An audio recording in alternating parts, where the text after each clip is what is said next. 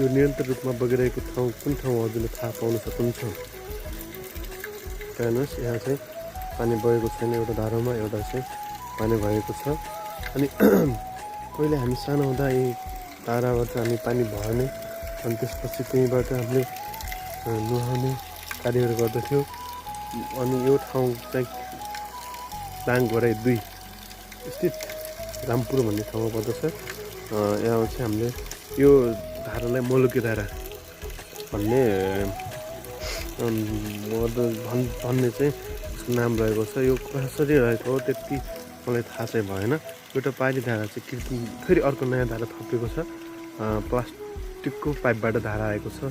अनि मेन चाहिँ यतातिर 2टा धारा थिए अनि एउटा चाहिँ पानी अहिले पनि आएको छ। तर त्यति मर्मसम्मार हुन नसक्दा अहिले यसको अवस्था चाहिँ अलि दयनीय रूपमा नै रहेको छ। अलि धेरै मान्छेले चाहिँ यसबाट प्रयोग नगरेको पाइन्छ। आफ्नो घरमा धारा भएको कारणले गर्दाखेरि धेरै मानिसहरू चाहिँ यसमा प्रयोग गर्न आउँदैनन्। प्रयोगमा नजिकका मानिसहरू मात्रै यहाँ आउने गरेको पाइन्छ। त्यसै गरी यतातिर साइडमा यसरी पानी बगिरहेको छ, यो चाहिँ एउटा खोला हो। यसरी हजुरले देख्न सक्नुहुन्छ यता साइडमा चाहिँ बर्किकलको रुखहरू रहेको छ।